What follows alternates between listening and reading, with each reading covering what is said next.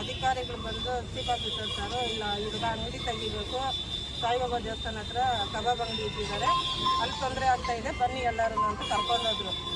ಅಲ್ಲಿಗೆ ಹೋದಾಗ ಅಂಗಡಿ ಹತ್ರ ಸ್ವಲ್ಪ ದೌರ್ಜನ್ಯವಾಗಿ ಮಾತಾಡಿಬಿಟ್ಟು ಬೇರೆಯವ್ರಿಗೆಲ್ಲ ಫೋನ್ ಮಾಡಿಸಿ ಎಲ್ಲರನ್ನೂ ಕರೆಸಿದ್ರು. ಸಿದ್ಧಾರ್ಥ ಮಣಿಕಂಠ ಅವ್ರನ್ನೆಲ್ಲ ಕರೆಸ್ಬಿಟ್ಟು ಅವ್ರು ಬಂದು ದೌರ್ಜನ್ಯವಾಗಿ ಮಾತಾಡಿದ್ರು.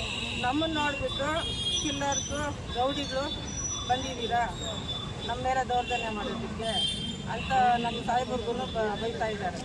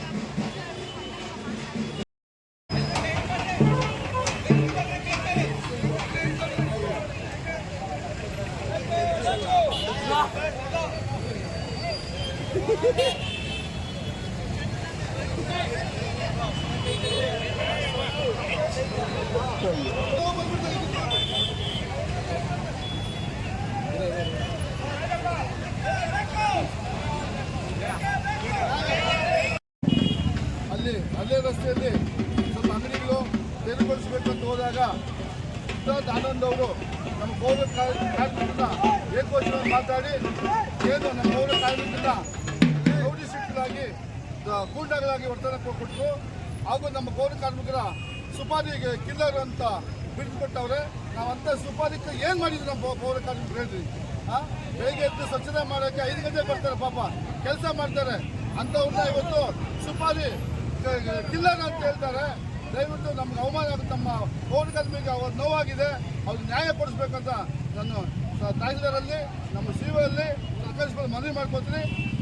ಶೀಘ್ರ ಅವಮಾನ ನೋವಾಗಿದೆ, ಅವ್ರಿಗೆ ಶಿಕ್ಷೆ ಕೊಡಬೇಕಂತ ಹೇಳಿ ಇಷ್ಟಪಡ್ತೀನಿ. ಅರಣ್ಯ ಮುಖ್ಯರಸ್ತೆಯಲ್ಲಿ ನಮ್ಮ ಮುಖ್ಯಾಧಿಕಾರಿಗಳು ನಮ್ಮ ಪೌರ ಕಾರ್ಮಿಕರ ಅವಹೇಳನಕಾರಿಯಾದಂಥ ಹೇಳಿಕೆ ಕೊಟ್ಟಂಥ ಸಿದ್ಧಾರ್ಥಾನಂದ್ ಅವರು ಸಮಸ್ತ ಅಂತ ಹೇಳ್ಕೊಳ್ತಾರೆ. ಅವ್ರಿಗೆ ನಮ್ಮ ಪೌರ ಕಾರ್ಮಿಕರ ಬಗ್ಗೆ ಗೌರವ ಇರಬೇಕಲ್ವ? ಅವರು ನಮ್ಮ ಪೌರ ಕಾರ್ಮಿಕರನ್ನು ಮುಖ ತೋರಿಸ್ಕೊಂಡೆ ಇವರು ನೀವು ಕರ್ಕೊಂಬಂದಿರೋ ಸುಪಾರಿ ಕರ್ಕೊಂಬಂದಿರೋ ಇವರು ಅಂತೆಲ್ಲ ಮಾತಾಡಿದ್ದಾರೆ. ಇದು ನಾನು ಮುಖ್ಯವಾಗಿ ಕಂಡುಹಿಡಿದು ನಮ್ಮ ಪುರಸಭೆ ಎಲ್ಲ ಸದಸ್ಯರುಗಳು ಹಾಗೂ ನಮ್ಮ ಜನಪ್ರಶಾಸಕರಾದ ನಂಜನಗೌಡರು ಇದನ್ನು ತುಂಬ ತೀವ್ರವಾಗಿ ಕಂಡಿರ್ತಾರೆ.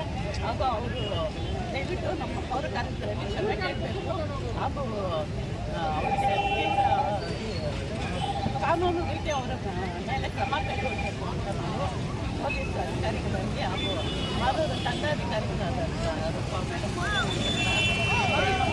ಕೇಳ್ಕೊಳ್ತೀವಿ.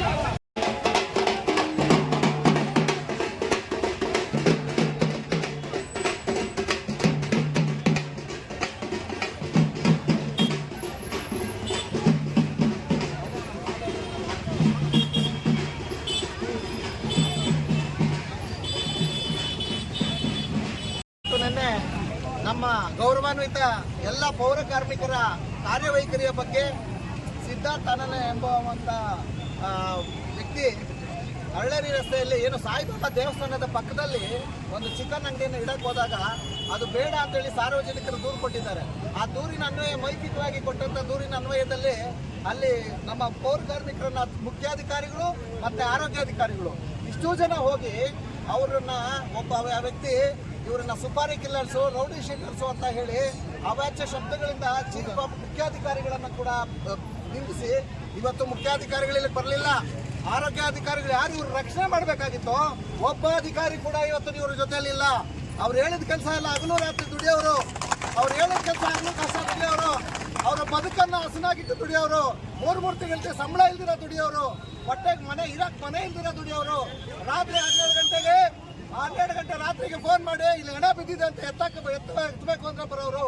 1 ಗಂಟೆ ರಾತ್ರಿಗೆ ನೀರು ಬಿಡು ಅಂತ ನೀರು ರಾತ್ರಿ ಎಲ್ಲ ಕಾಯ್ಕೊಂಡಿದ್ದು ವಾಟರ್ ಮ್ಯಾನ್ಗಳು ಅವ್ರ ಮನೆ ಸಂಸಾರನ ಹೆಣ್ಮಕ್ಳನ್ನ ಹೆಂಡತಿಗಳನ್ನ ಬಿಟ್ಟು ಸಾರ್ವಜನಿಕರ ಬದುಕರಿಗೋಸ್ಕರ ಮಾಲೂರಿನ ಜನತೆಗೋಸ್ಕರ ದುಡಿಯುವಂತ ಈ ನಿಷ್ಠಾವಂತರ ಮೇಲೆ ಹಲ್ಲೆ ಒಳಗೋದ್ರೆ, ಅವ್ರ ಬದುಕಿನ ಮೇಲೆ ನೋವಾದ್ರೆ, ಅವ್ರ ಬದುಕಿನ ಮೇಲೆ ಬರಬೇಕಾದ್ರೆ ಇಂಥ ಅಧಿಕಾರಿಗಳು ನಮ್ಗೆ ಏನಕ್ಕೆ ಬೇಕು? ಇಂಥ ರಾಜಕಾರಣಿಗಳು ಏನಕ್ಕೆ ಬೇಕು? 27 ಜನ ಕೌನ್ಸರ್ಸ್ ಇವತ್ತು ಪುರಸಭಾ ಎಲ್ಲ ವಾಟರ್ ಮ್ಯಾನ್ ಆಗ್ಲಿ ಪೌರ ಕಾರ್ಮಿಕರಾಗ್ಲಿ ಬೆಳಗ್ಗೆ ಅವ್ರು ಬರ್ಲಿಲ್ಲ ಅಂದ್ರೆ ಮಾಲೂರು ಸ್ವಚ್ಛತೆ ಇಲ್ಲ, ಮಾಲೂರು ಏನೂ ಇರಲ್ಲ. ನಮ್ಮನ್ನ ಜನಗಳು ಬಿಡೋದಿಲ್ಲ. ಇವತ್ತು ಅವ್ರಿಗೆ ತೊಂದರೆ ಆಗ್ತಾ ಇದ್ರೆ ಅವರ ಬದುಕಿನ ಮೇಲೆ ಬೆನ್ನಿನ ಮೇಲೆ ಹೊಡಿತಾ ಇದ್ರೆ ಒಬ್ಬ ಕೌನ್ಸರ್ ಬರಲ್ವೇ? ನಮ್ಮ ಕೌನ್ಸರ್ಗಳಿಗೆ ಯಾಕೆ ಈ ಒಂದು ಕಠೋರ ಮನಸ್ಥಿತಿ ಅಂತ ನಾನು ಹೇಳ್ತಾ ಇದ್ದೀನಿ. ನಾನು ಹೇಳೋದು ಮಾನವೀಯತೆ ಇರಬೇಕು. ಹಗಲು ರಾತ್ರಿ ನಮಗೋಸ್ಕರ ದುಡಿಯೋರು, ನಮಗೋಸ್ಕರ ಬದುಕೋರ ಜೊತೆ ನಾವು ಬದುಕಬೇಕು. ಅವರು ನಾವು ಎಲ್ಲ ಒಂದು ಅಂತ ತಿಳ್ಕೊಂಡು ನಾವು ಬದುಕಬೇಕು. ಈ ಕೂಡಲೇ ಏನು ಅವ್ರನ್ನ ಅವಮಾನ ಮಾಡಿದ್ದಾರೆ, ಅವ್ರನ್ನ ರೌಡಿ ಶೀಟರ್ ಅಂದಿದ್ದಾರೆ. ಪಾಪ ಅವ್ರಿಗೆ ಧ್ವನಿ ಇಲ್ಲ. ಏನೇನ ಆಚೆ ಕಡೆ ನಮ್ಮ ಹತ್ರ ಹೇಳ್ತಾರೆ, ಏನೇನ ಒಳಗಡೆ ಹಿಂಗ್ ಮಾತಾಡಿರೋದು, ಹಣ ಬೇಡ ಅಣ್ಣ, ಹಣ ಬೇಡ ಅಣ್ಣ, ನಾವು ಒಬ್ಬೊಬ್ರೆ ಹೆಂಗಸ್ನಲ್ಲಿಂದ ಬರ್ತೀರಣ್ಣ, ಹಣ ಒಬ್ಬೊಬ್ರೆ ಗಂಡಸ್ನಲ್ಲಿಂದ ಬರ್ತೀರಣ್ಣ, 4 ಗಂಟೆ ರಾತ್ರಿಗೆ ಎದ್ದು ಬರ್ತೀರಣ್ಣ ಅಂತ ಅವರು ಮನಸ್ಸಿನ ನೋವನ್ನ ನಮ್ಮ ಹತ್ರ ಹೇಳ್ಕೊಳ್ತಾರೆ. ದಯಮಾಡಿ ನಮ್ಮ ಸರ್ಕಾರಗಳು, ಮುಖ್ಯಾಧಿಕಾರಿಗಳು ಯಾರು ಇಲ್ಲ, ಅಧಿಕಾರ ಕೌನ್ಸರ್ಗಳು ಯಾರು ಶಾಶ್ವತ ಇಲ್ಲ, ಮುಖ್ಯಾಧಿಕಾರಿಗಳು ಶಾಶ್ವತ ಇಲ್ಲ, ಯಾರು ಶಾಶ್ವತ ಇರಲ್ಲ. ನಾವು ಶಾಶ್ವತವಾಗಿ 50-60 ವರ್ಷ ಮಾಲೂರು ಪುರಸಭೆಗೆ ಇರೋದೇ ಅವರೊಬ್ಬರೇ. ಅವ್ರಿಗೊಬ್ಬರಿಗೆ ಆ ಒಂದು ತಾಕತ್ತಿರೋದು ಪೌರ ಕಾರ್ಮಿಕರಿಗೆ, ವಾಟರ್ ಮೆನ್ಗಳಿಗೆ, ಡ್ರೈವರ್ಸ್ಗೆ. ಇಷ್ಟು ಜನಕ್ಕೆ 50 ವರ್ಷ ಇಲ್ಲಿ ಕೆಲಸ ಮಾಡುವಂತ ಒಂದು ತಾಕತ್ತು ಅವ್ರಿಗೆ ಇರುತ್ತದೆ. ನಮ್ದೆಲ್ಲ 5 ವರ್ಷಕ್ಕೆ ನಾವು ಇರ್ತೀವಿ ಹೋಗ್ತೀವಿ, ನಮ್ದು ಶಾಶ್ವತ ಅಲ್ಲ. ಇರೋವರೆಗೂ ಏನ್ ಮಾಡಿದ್ವಿ, ಅವ್ರ ಜೊತೆಗೆ ಹೆಂಗ್ ನಡ್ಕೊಂಡ್ವಿ, ಅವ್ರ ಪ್ರೀತಿ ಸುತ್ತ ಇಲ್ಲ, ಅವ್ರ ಬದುಕಿನ ಜೊತೆ ನಾವು ಇದ್ವೋ ಇಲ್ಲ ಅನ್ನೋದು ಬಹಳ ಮುಖ್ಯ. ಇವ್ರ ಒಕ್ಕರನ್ನ ಎಲ್ಲ ಕೊರೋದನ್ನು ನಾನು ಕೂಡ ಹೇಳ್ತಾ ಇದ್ದೀನಿ. ಸಿದ್ಧಾರ್ಥ ಅನ್ನೋರು ಮತ್ತೆ ಅವ್ರ ಸಹಚರ ಯಾರಿದ್ದಾರೆ ಅವ್ರನ್ನ ಈ ಕೂಡಲೇ ಬಂಧಿಸಬೇಕು. ನಾವು ಕಾನೂನು ರೀತಿ ಅವರಿಗೆ ನ್ಯಾಯ ದೊರಕಿಸ್ಕೊಡ್ಬೇಕು ಅಂತ ಈ ಮೂಲಕ ನಾನು ಹೇಳಕ್ಕೆ ಇಷ್ಟಪಡ್ತೇನೆ. ಜೈ ಹಿಂದ್, ಜೈ ಕರ್ನಾಟಕ.